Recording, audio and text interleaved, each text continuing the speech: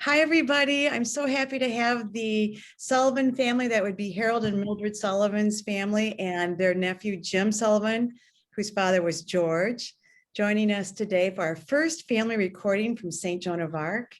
We're going to ask them a few fun questions and have them reminisce a little bit about their time while going to school and living in St. Joan of Arc's parish. So let us begin. Maybe we just want to run through real quick and introduce yourselves and what order you were in the family of the Sullivans of 12.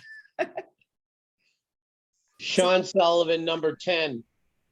We're going out of order. I'm Sharon. I'm the second oldest. My sister Millie is not able to be on today. Who's next? I'm Julie. I'm number 11. Oh, Paul, you're on. Mary, number 6. I'm Beth, number 7. Nice job. Teresa, number 8, but the three of us are known by Mary. Beth. Teresa. do we have everybody? And Paul. Yeah. Paul, Well, this is Jim Sullivan. Mildred was my godmother, so I could probably be the 13th kid. Oh. And Paul, what number were you, Paul? Paul, you're muted still. Paul's number 9. You just press the space bar and you go off mute, bud. There we go. It's kind of confusing sometimes during these Zoom meetings. Yeah. Anyway, so Paul's number, would you say he was number 9? 9? He's number 9. Well, that's a pretty good Number 9. There you go. Yay, we got the mute up. So we have I needed some consulting there. so of the 12, we have 1, 2, 3, 4, 5, 6, 6. So we have half. Yeah. That's pretty good. That's pretty good representation. So would someone just share with us how Harold and Millie got into St. Joan of Arc Parish? How they moved here? So I think I'm the second oldest, and I'm pretty sure mom and dad moved into St. Joan of Arc like right before I was born or right after I was born. And my cousin Jim, his mom and dad lived in the same parish. They lived on Avers, and we were on Ridgeway to start with before we moved to Lawndale, which I think almost everybody in St. Joan of Arc knows where our house is because it was always chaotic. But before I tell you why they picked St. Joan of Arc, I'm going to turn it over to my sister Julie because she wrote a little book about words of wisdoms for when she interviewed my mom, and it tells their history, so she can give it. I'm going to turn it over to her right now. So Julie, if you want to tell that story about their background and why you think they chose St. Joan of Arc. Sure. Yeah, so like Sharon said, I wrote this book, but really I just interviewed my mom. When I had my first baby, she came and stayed with me for a week, and I just spent the whole week interviewing her to get her advice on parenting, really. And then I turned it into this book. So most of this is just really her words, but throughout the whole book, it really screams out how much St. Joan of Arc and that neighborhood was her life. She was like the social worker of St. Joan of Arc. I mean, she talks in here about sitting with Principal Marge Lynch for hours on her couch, talking to her about issues she was having, or a coach that was struggling with some of the parents, that she would spend hours talking to the coach and encouraging parents to support teachers. That was her big thing. She was always upset at how parents would judge teachers as opposed to supporting them. And I think all of us kids could say that she definitely put it on us to learn to deal with different personalities and different teachers. And her values all came out through there. I'm going to read one part of the book that I wrote about just how much being a neighbor for all. And I'm sure that's what drew her to St. Joan of Arc, is that whole neighborhood feeling where you see your neighbors every Sunday in church, your kids are in school with your neighbors, and you just really get this sense of community.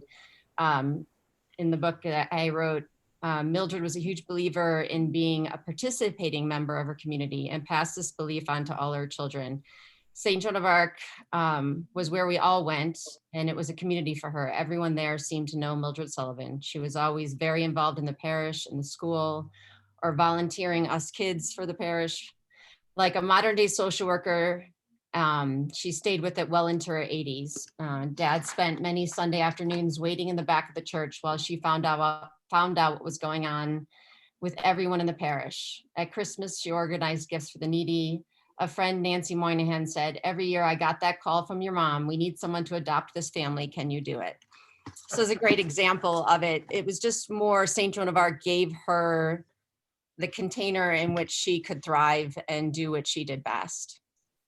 That's beautiful. That's such your mom. I can see her today and I just know that she was always involved and so giving to our parish and to our school, as your dad was too, but I mean, moms are there always, so beautiful. Right. So you guys lived on Lawndale, the 9400 block of Lawndale, and George, where'd you go? There you are, George.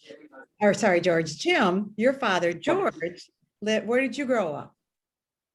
Well, after I was born in 55, we moved in the summer.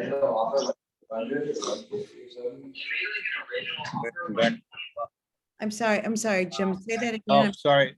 There's a little background coming from somewhere, but we moved in 1955 to Avers, 9512 Avers.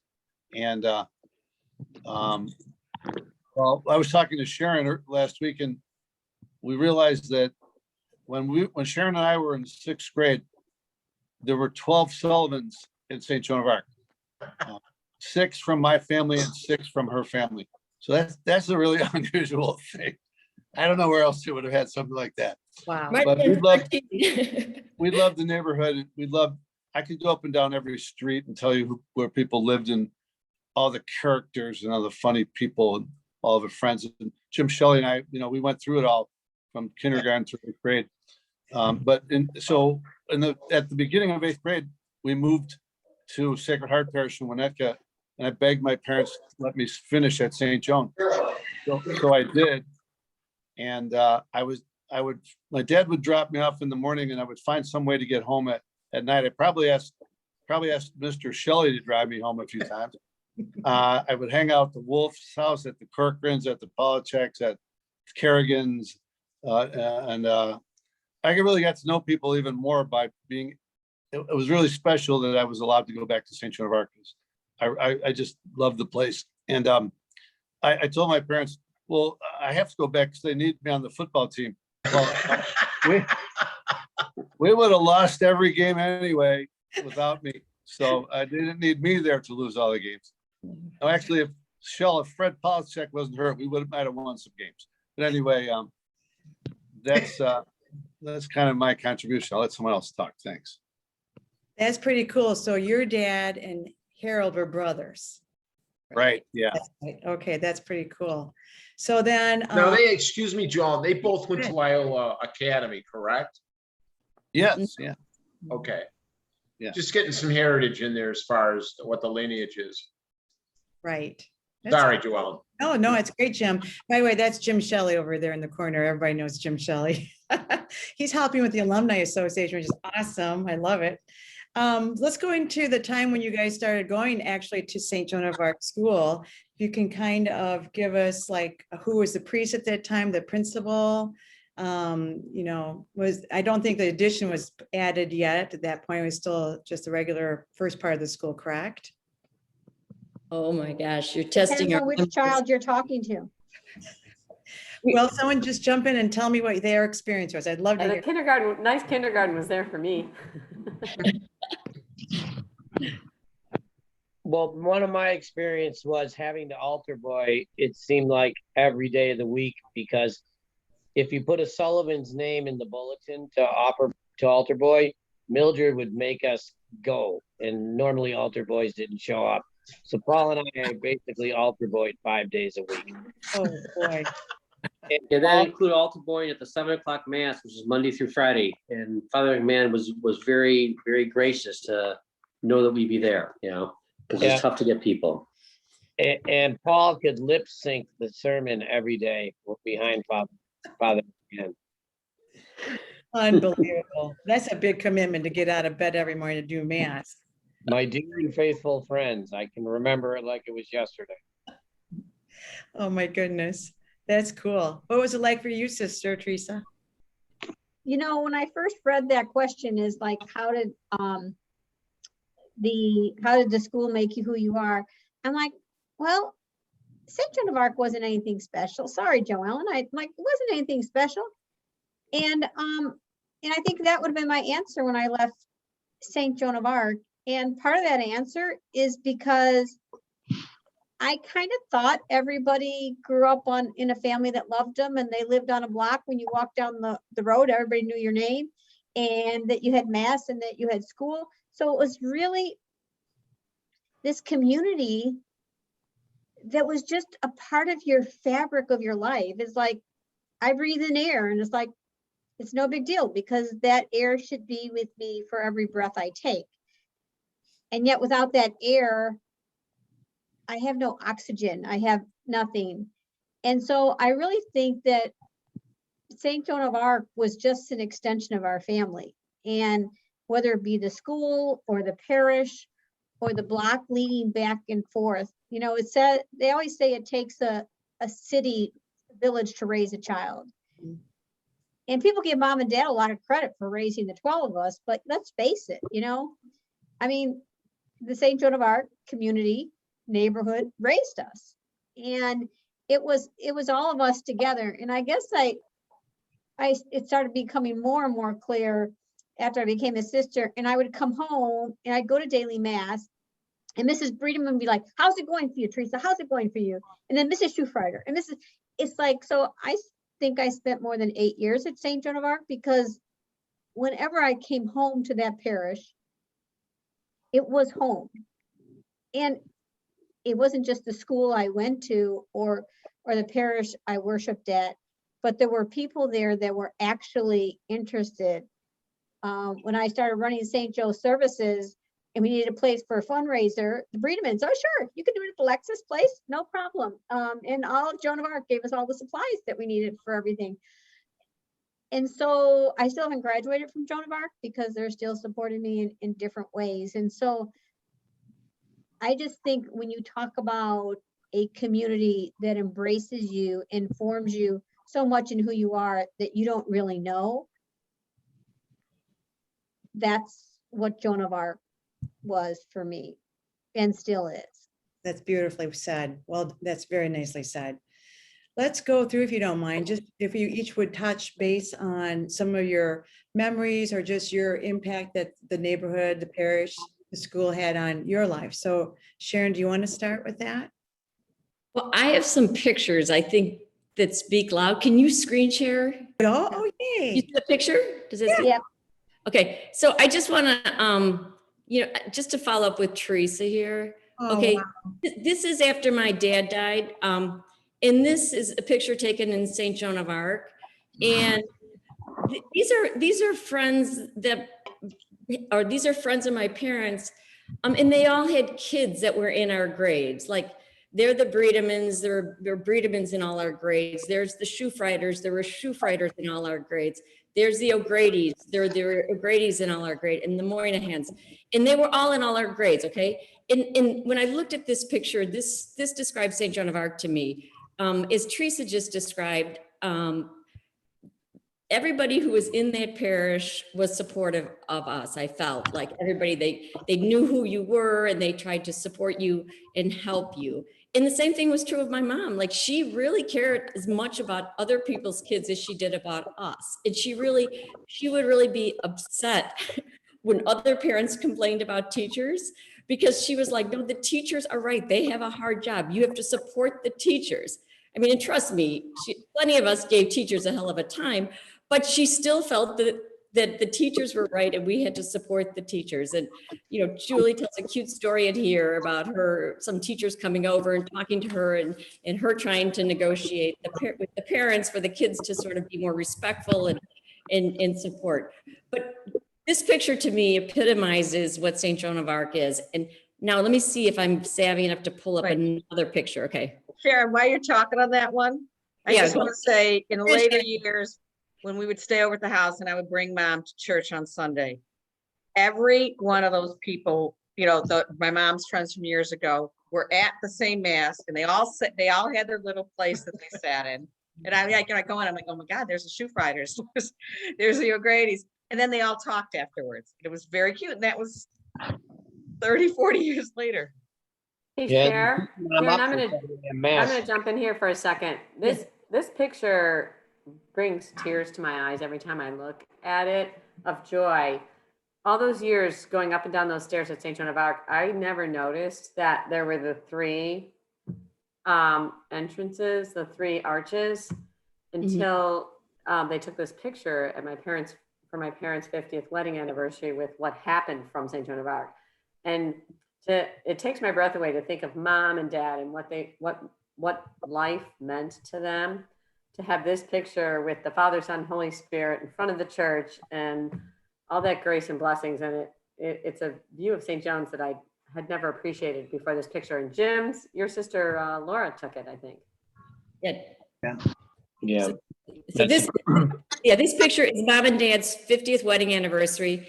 And whenever we had any type of family celebration, there always had to be a mass involved. And we always had to be mindful of, you know, how fortunate we were, and everything good comes from God, and everything good in mom and dad's life came from St. Joan of Arc. And this tells you, this describes their life to me, you know. And 3 of the grandchildren are missing because they weren't born yet, but other than that, everybody else is in there. And, you know, I think that really describes what it meant to them. Okay, I have some other pictures, and then I'm going to turn it over to somebody else. But since I'm doing this, okay, this is one of my favorite pictures. This is first day of school when we were living on Lawndale. This is our house on Lawndale. This is Millie. That's Hal. That's Beth. That's me. This is Linda Laura Mancuso. This is my sister Eunice with her big briefcase. Oh, I didn't realize Peter had one too. The future accountant, tax accountant. And here's Peter with his big briefcase. And then you forgot Mary. Don't forget Mary. Oh no, Mary, no briefcase. And then this is Mrs. Mancuso, and that's Teresa over here wishing she could go to school. But everybody had to pass by our house on Lawndale to go to school. I don't know who this is. Does anybody know who that is? And it looks like that's her mom. It's one of the Quinns. Oh, okay. Yeah. Oh, Marguerite, it's Marguerite. Marguerite Quinn. Oh my gosh. Okay. Oh my God, that's hysterical. I got to send that to Marguerite. Hey, Beth, I think that's Elsa standing next to Mrs. Mancuso. Who is it? Their housekeeper. Oh, but they like Beth. It's not That's why it's I not asked. Anna Mae, is it? No, I think it's Elsa. I think Mary's right. It's for the Oh, okay. Mancuso's. Yeah. Okay. And then just one final picture. Her name is Alma, A-L-M-A. Teresa, this picture. Oops. Yeah, so we always thought that dad was the man in mom's life. Have to go back, but these were the men that picked up mom when mom could no longer get to mass after dad passed away. These guys would pick up mom every day for mass. God Squad. The God Squad.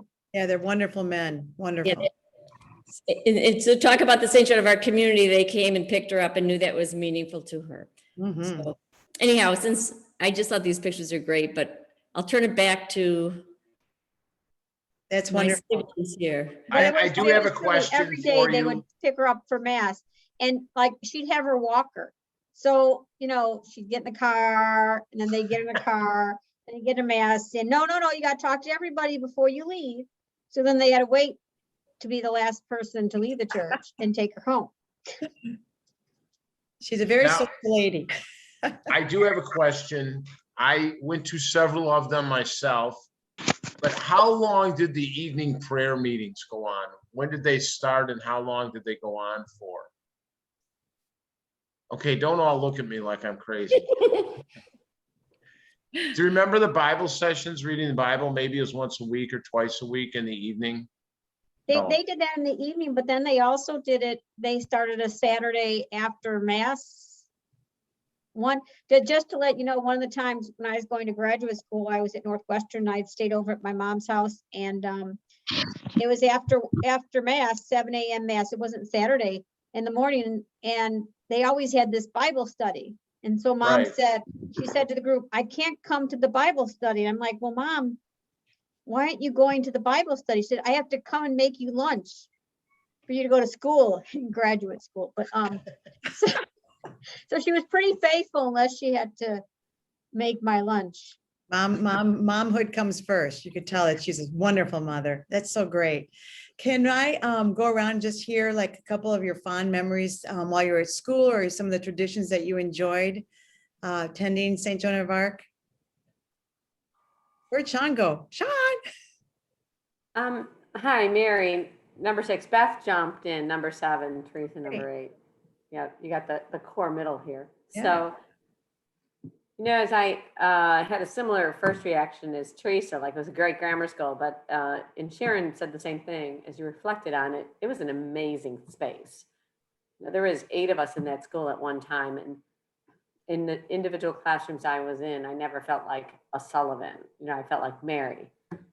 But what I realized is it resonated some core values that were important to my parents in our education. Creativity, opportunity, and inclusivity. And by that, I mean, from what my cousin Jim just said about a skinny little kid being on the football team to an uncoordinated kid being on the cheerleading team, Ruth Ann O'Brien accepting everybody on the choir and honestly believing that we could all sing. You know, these science fair projects fostered creativity and independence and getting out there, thinking like we were like solving some big world problem, and the teachers were just behind us individually. It was really unique. There's also a standard of excellence. You know, I don't know, does anyone else remember trying to get out of Mrs. Nagawicki's class without memorizing the preamble? I know it today. It was much more rigorous than what my kids have to do for the Constitution. So it was actually extraordinary in what it seeded in us. And I think that, you know, look at the paths that individually we've chosen, and I mean that individually we've chosen, it reflects our, you know, being true to our gifts, God-given gifts, and going for it, you know? So I'm very grateful for St. Joan of Arc. Anybody else want to pop in on what they felt? Traditions, experiences? Well, This is Paul, number 9. Sorry. Go ahead, Paul. I was just going to say that we happen to have a really small class of only 18 students, which at the time, the norm was around 40 students in the class, you know. And I was one of the more, I had to try more, it was a little more challenging for me academically to, and it's one thing I can name all the teachers I had, but it's hard for me to name like my college teachers, my high school teachers too, but St. Joan of Arc, you know, they all, you remember, especially Nagawicki and Ms. Balch, you know, who would always say stow it to make sure everyone's behaving too. Very, very patient, you know. So, you know, when you have a smaller class, you get more attention, and the teachers are really, really going beyond to help in every way they can, everyone individually. So it was a great experience, and it flew by. But as you think about it, we're very blessed to have our faith and to have our family and to have the parish that we grew up in. That's great. Julie, you were going to say something? Yeah, I was just going to say, Mary was talking about how you got, or you were taught that you could do anything, and to have that at a formidable age and that you take it with you the rest of your life, I think it is really impactful. Like, I think about the 8th grade play and how, you know, have no acting talent, but, you know, end up, you know, with a great role and memorizing lines and all this stuff because it's a small enough group and everyone was encouraged to participate, or, you know, could play in every sport under every sport they offered because they needed everyone to play in every sport. Or like Mary said, back, I was a cheerleader in 7th and 8th grade. My kids to this day are like, you were a cheerleader? I'm like, everyone in my school was a cheerleader. What do you mean? Like, you just did it. So it's just and my kids have gone to public school, and it's a really different experience when I look back. And like Teresa said, sometimes you don't even know until you pause and think about it. So thank you, Joellen, for making us all pause and have gratitude to what we were given. Amen. Thanks. Yeah. John, what were some of your favorite memories of St. Joan of Arc School? Publishable ones. How about one? Well, the whole period was like time in a bottle in the neighborhood. You could go over to like a Steven Spielberg movie over to Central Park, and everybody would be out there on their bikes. And when I'd always go over to the Flynn's house because he was an only child, and they had tons of food in the refrigerator, and then I'd be at McCarthy's or the Flynn's or McDermott's, and it's unrepeatable. It was just a perfect time in history. What was going on in the neighborhood? Everybody had a ton of kids, and it was all revolved around St. Joan of Arc. And, Let me ask Sean a question. Some of these great teachers kept you on the rails. So which ones? well, Nagawicki and Balch were fantastic. They were all great. No, but they kept you, knowing your spirit, they kept you in. Hey, I'm not going to put that only on Sean. I think they kept a lot of us on the rails. Moving on before we end up our little conversation with the Sullivan family, which has been so great. Beth, I see you. Do you want to say anything? And share- Sure. Comment on a couple things that we had in the school setting. You know, just one being a small school, my class was quite small. But despite that, we had this amazing science teacher / basketball coach named Ken Kupchik, who came from U of I, and he coached basketball with passion. So our little measly team ended up doing really well. And it was just so fun. Literally the whole school was there for almost every game. And likewise, he inserted the same passion for science in the science fair. And some of my fond memories is going down once with Mary, my 7th grade year, and her 8th grade year, with a group from St. Joan of Arc down to the state science fair in Champaign. And then again with another group of several students that went my 8th grade year, Lisa Doherty and Mary Mills, and, you know, just a bunch of us went down both of those years, the trips down to state. And that was amazing that any of our projects were well enough to be taken down to that level, all because of the support of the community and the teachers at St. Joan of Arc, getting that going young and giving us those opportunities. That's so awesome. It really is. It's just, and it still is that way today. They have a Science Olympiad team that is doing very well. They had, of course, take the year off for COVID, but they have been extraordinarily successful in placing downstate too. So you'd be happy to hear that, Beth. It's the traditions go on. So before we wrap up, can we just go through real quick and just tell us where you are today, like where are you living, and maybe what your career or what you're doing with where you've been, what you're doing? I do have to ask one other question. Anybody have an anecdotal story, something cute, funny, something, you know?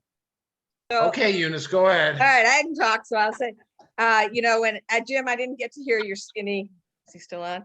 The skinny little kid, oh, he is, on the football team. I remember when I was in eighth grade that, you know, first of all, we would go every Saturday to watch the football game. We were so excited because we had the winningest year they had for while I was there, like, you know, in the junior high, and it was, we won the first game. So you wouldn't have known that we didn't win the games. And it was because Dal Welch, who was a 7th grader in Peter's class, was such an amazing athlete that he was able to take all the other along with him. And the second that I can remember the kindergarten being built and how that was great. And then the gym. And I didn't realize at St. Joan of Arc, everybody played the sport. We basically only did basketball, but everybody was involved. And when I went to high school and people didn't know how to play sports, I didn't get it because they didn't. And then I'm going to just leap forward because I was up at Holy Cross in Deerfield when I was, and by the way, I still play basketball, and people that know how to play basketball had to go to a Catholic school because the public schools didn't have anything. But when all the different schools, when we would play, we played St. Joan of Arc, you had that same spirit of we're all here to make these kids be better and do well. The other anecdotal I'll tell you is that I learned after graduating that Sister Maud, my 4th grade teacher who had a glass eye, who would keep it up whenever we were supposed to be writing that, and she said she could see us. So that's how she kept us in line. We learned afterwards that no, she couldn't. Cute. Well, I can remember one story that Dad would tell me all the time, that Marge Lynch had come to him and she's like, we've never had this problem at St. Joan of Arc for a kindergarten kid. Your son's the first one. Kindergarten kids don't ditch school, but he just did this. He walked right out the back door. And, I remember that I would go right out the back door and just go back home. Oh, Sean. My 7th grade history geography teacher learned that it was harder to teach kids in junior high than it was to become the Sharon, you're gonna have to tell me, the Attorney General, Aurelia Paczynski. What was she? Clerk. That was her first job out of school, and she was beautiful and she looked young, and we were but she kept us in line and said, I think I'll go into politics instead. So that's Ori Paczynski. She went on, she taught at St. Joan of Arc. She taught Union Hall, wherever Hall is right now. But and she went on to be the clerk of the circuit court, and now she's been on the appellate court, the Illinois appellate court for years. But she always talks very fondly about St. Joan of Arc, like teaching there, and when she was 20 something, it's cute. The other thing is, when I was born, Sister Agnes was the principal at St. Joan of Arc. So my middle name, mother told her that I was named after her, and she told Mother Agnes out at the Carmelite Monastery I was named after her. But so I was always kind of adopted by her, and I'm still in contact with her. Name is now Sister Kay, but that's cool. That's great. I have a funny Sally Nagwicki story I'm remembering in whatever grade, but basically she gave the whole class this lecture about gotta use deodorant. She's teaching all these middle school kids, and I don't know if you remember us Sullivans growing up, but we were kind of late on the puberty thing, so didn't really we hadn't quite hit that stage yet. But obviously the class stunk because she literally said, you guys, you got to take a shower and you got to put on deodorant. Amen. Oh my goodness. and don't forget Miss Metzger. She was the 1st grade teacher. And do we remember who lived in Joellen Madden's house before Dee Dee Maloney? Yes, we do. I know. I can't remember. Was it Schmidt? Scott. Her first name was Scott, Mr. Scott. Who do we? Her grandparents lived there. Right. Edith and Bill Lyman or William Lyman lived there. Right, the Lymans. No, Right. Lyman's lived in Maloney's house. Right. Yeah, that's right. And then that's the one Joellen lives in. Right. So I will tell you that when we were kids and we played basketball on the out in front, Mrs. Lyman would just stare out the window the whole time at us, and we were like, why is she just staring out the window at us? And then if you leap forward to when Dad got to that stage, although it was we moved him to Central Park, he would just stare out the window all the time, looking at the kids that were in the park. It's a very active street. When Sean and I moved into the Maloney house, it was such a boy-oriented street. Oh my goodness, we brought 3 ourselves, and there's so many boys, and it's kind of flipped. Now it's kind of flipping back, but it's such a great street to be on, Lawndale. You see all the activity, the park is right there. And I agree, the neighborhood, I call it like Mayberry RFD. Everybody knows everybody. They all care. It's like a village raising a family. Everybody parents each other's kids. And I'm so grateful for that. It's been really cool. So Joan, I got to tell this story.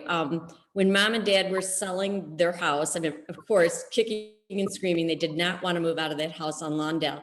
But Mom had one requirement. She wanted to make sure that it was sold to somebody who was going to go to St. Joan of Arc, because she felt like it was such a great location, and St. Joan of Arc you know, it was such a great place. She wanted whoever to move in there to have a bunch of kids and to go to St. Joan of Arc. And so I think she actually, because, you know, they gave up earlier buyers and things, and the people, whoever bought the house, I think is a friend of my brother, Jim. The And he- Detlings, lovely family, Detlings. They have 4 children. St. Joan Yes, of Arc, that's cute. Loyola. Nice. Yeah, you'd be very proud of your mom and dad and what they've done for the neighborhood, as you all are. I know you are. And then to have the next generation of family like that Yeah. in that beautiful home. It's just so. And as usual, if there was trouble on Lawndale and there was somebody from Springfield involved, oh, it was less than 3 seconds before the parents on Springfield knew. And Mrs. Sullivan and my aunt were often making sure that we got home safely after whatever it was. So the news traveled fast from Lawndale to Springfield and Avers, I'm sure, as well as Sullivan household on Avers. Oh, true. Well, I think we should wrap up pretty soon because it is a little bit after 6 o'clock here, and I want to make sure Hey, that. Joellen, Yes, Paul. I will say one more thing. I took my mom to mass most of Sundays in the last 3 years of life, and except for the Breedemans and Mrs. Schwartz and Moynihan's, we knew nobody else too. But all of them, oh, Mrs. Sullivan, oh, how you doing? And of course, she didn't recognize any of them too, but every one of them would know her. It was very inspirational. Well, and you know, she was in our bridge club. They started a ladies bridge club. They might have had it earlier, but it was one that was started when I was just learning bridge. And so she was part of that. And it was very nice because you partner up and then, you know, we host around the neighborhood, but that was a great way too, to get to know people. And it's an inclusive, wonderful women's club, parish, school, families.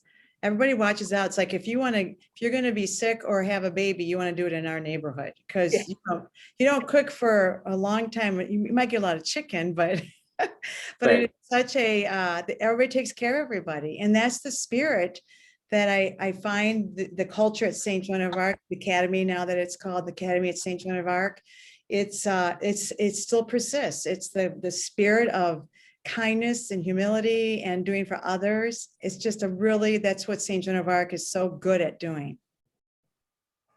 You know, you're Sorry, I talking know about. you're Mom gonna and wrap it Dad up love you. here. Sorry, Sharon, Teresa.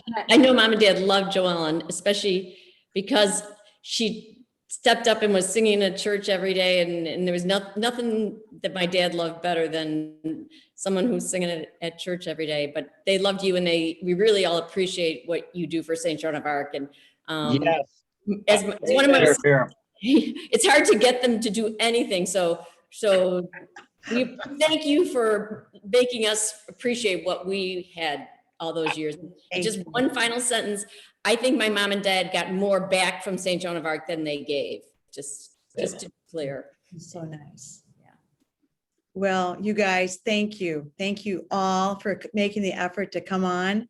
And we'll make this little video and publish it for our alums to see. And I'm sure you'll get some calls and emails and texts, because it'll bring back a lot of memories for so many other people too. So thank you very much. Jim, thank you for the idea. Jim Shelley, Brainiac, a wonderful. Thanks, Jim.